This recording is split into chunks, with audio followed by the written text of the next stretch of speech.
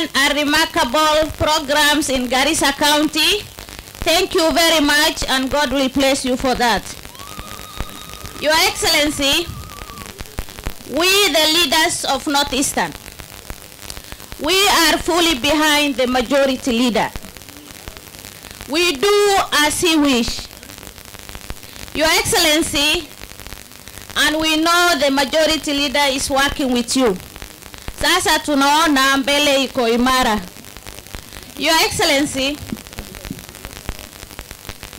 as the pastoralist, we are fully behind you. You are one of us. You are our son. Welcome, Your Excellency.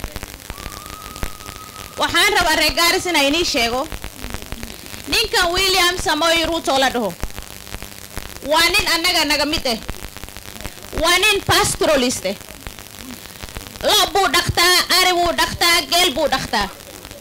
Annaga danteena waxay ku jirtaa William Samoei Arap Ruto.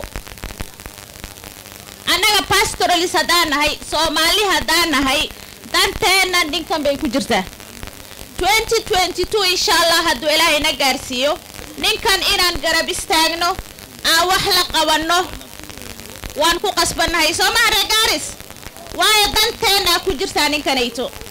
Waxaan kaloo rabaa inaan inii sheego census 2019 way soo socotaa inaan isku soo baxno waay aan mobilize gareyno, mobilization inaan sameeyno, awareness inaan sameeyno.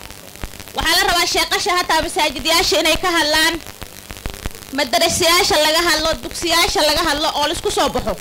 censuska habeen buu bilaabtaa, anaga Soomaali saan u nahay iskuma soo baxno. tay Mheshimiwa Jaldesa ay sheegtana ay dhahdeen ninkii afar naaga loo ogol Garis ma aha u maleeyaa taas. ninka anaga hal naag baan u ogolnahay, laakiin hasha naagta eh 3 4 5 6 7 8 9 naag ilmoota u dhasho. So Mheshimiwa Jaldesa labda hiyo ni cielo si Garissa, sisi hatukubali hiyo. Salamu alaykum. Asante Mheshimiwa Alaf.